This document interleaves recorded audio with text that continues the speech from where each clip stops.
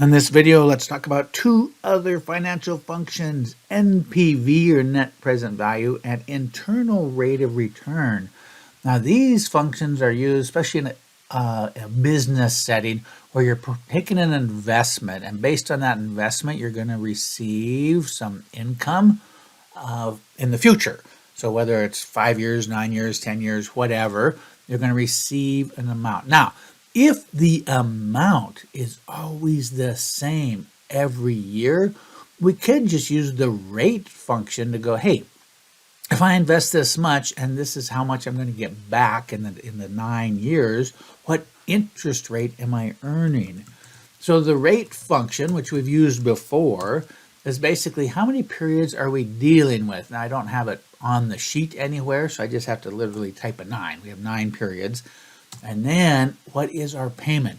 And this is the limitation of the rate function, is the payment has to be consistent. So in this case, we're going to choose the 55,000 and then the present value. And remember, the payment is money you're receiving, so it's a positive number. The present value is the money that you invested in this business, for instance, and that is a negative number because it's money that's going out of your pocket. The rest of these parameters are optional. There'll be no future value. The type is 0, and we don't really need to guess. So if you invest 400,000 and you're receiving this stream of income, which is a consistent number, you would be earning 4.49% on that investment. Not too bad, but when you're investing in a business, it's high risk, right? This isn't like buying bonds or CDs. And so a lot of times companies will do things like maybe add in a dividend, right? So maybe the first couple years while they're getting going, they won't provide anything. But then as the business gets going and hopefully becomes more profitable, they will provide some additional income to your income stream.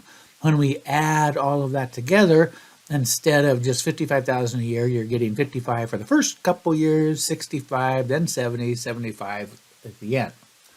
So at this point, you can't use the rate function anymore because your payment's not consistent, so it won't work with that function. So one idea is just, hey, at what year do I get paid back, right? So if this is my income stream, what year do I get paid back from my initial investment, right? So when do I add this up and it becomes 400,000? So I'm going to just show you as a side note how to paste and transpose.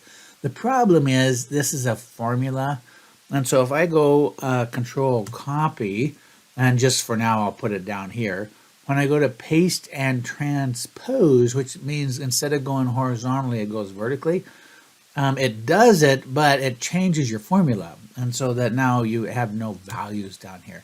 So the couple solutions, one is you hit copy and then you just paste the values to get rid of the formula, and then you can copy again and paste transpose, and it'll put these numbers right here in a vertical repayment schedule. Or you can go paste special and it opens up this dialog box, and then you can say, yeah, I want values. Oops, I forgot to click my cell here. Let me click here, paste special, and then I want values, and now I can also click transpose, but you need to open up this dialog box to make that happen. So there is our stream. And the other kind of cool thing is, a little bit of a side note here, I can select all of these values and see this quick analysis button that pops in. You click on that. Let's see if I can move it. Maybe I can't. I'm going to go to totals, and you can calculate running totals with just a click of a button. So right here is a vertical running total. So you click on that, and then what it does, it puts in a sum formula where it locks the B14, but then it doesn't lock the second half. So now it goes B14 to 15, B14 to 16, B14 to 17. Anyway, that was a couple tangents that generates this cash flow where we can now look and go, oh, that year 7 is when I would get paid back and start making some additional money. But what it doesn't answer is what interest rate am I earning given this cash flow. So that's finally where net present value comes in. So net present value basically takes each one of these payments and brings it back to year zero, and then it brings this one back to year zero, and this one back to year zero, and this one back to year zero, and go, okay, what does each, and then it sums them all up, right? The net present value. So what is the present value of all of this payments back to year zero? So the thing that you need to do, anytime we're doing present value or future value, is, well, what interest rate are we dealing with? And so a lot of times in business transactions, the people who are investing in a business say, hey, I have a minimum that I need to get as a rate of return if I want to do this deal. Given that minimum, does this transaction provide a positive net present value?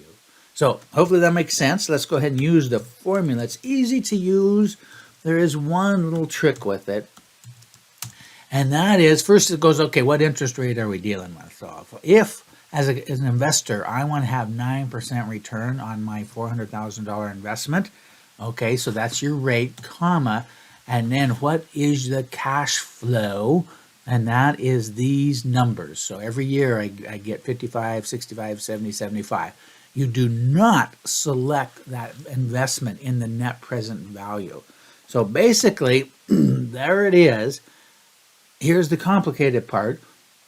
We now want to add in that investment. So, and the reason it's a plus is because this is already a negative up here.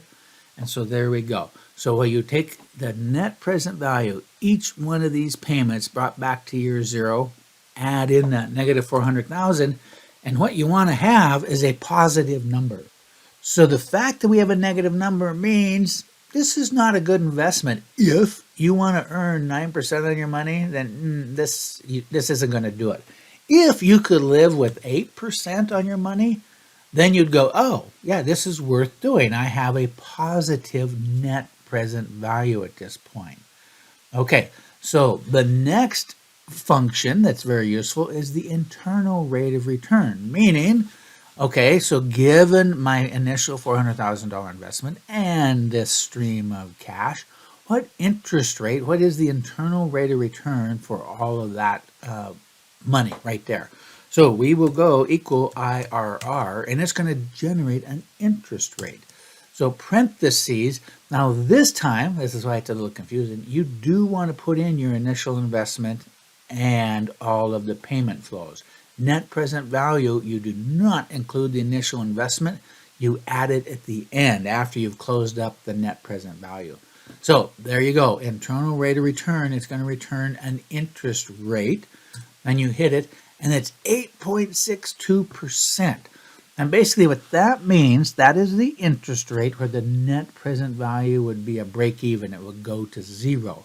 And in fact, just to prove that, I'm going to take this formula and just our value and say equal this one, and you'll see that net present value goes to zero right there. So that is what the internal rate of return is the crossover point where anything, if you need 9% on your money, well, you're going to have a negative net present value because the internal rate of return is 8.62. But if you need 10%, oh yeah, this is really not a good deal. If you need 8%, yeah, we have a positive net present value. It's worth investing. And so that's it for these two functions. Remember, though, the one tricky part on the net present value is the values in this function are just the payments you're receiving, and then you close it up and add in your investment after the fact. That's kind of a hiccup in the way Excel implements the NPV. The IRR function, you do grab the negative amount plus all your payments to calculate that. Something else to be aware of, just like the rate function, the payment has to be consistent. So if you receive different payments each year, then you can't use the rate function. With the net present value, you can have different payments, but when you receive them has to be consistent. Meaning I'm getting something at the end of year one, end of year two, end of year three, right? It's a consistent time frame. If the payments you receive are coming in at different time intervals, like 6 months and then 9 months and 2 years or whatever, then you can't use NPV. There's other functions for doing that. And same thing with internal rate of return. It's assuming the payment can be different, but it's assuming a consistent payment in terms of its timing. So in this class and for our examples, we're assuming a consistent timing of when we receive our payments. That's why we can use net present value and internal rate of return.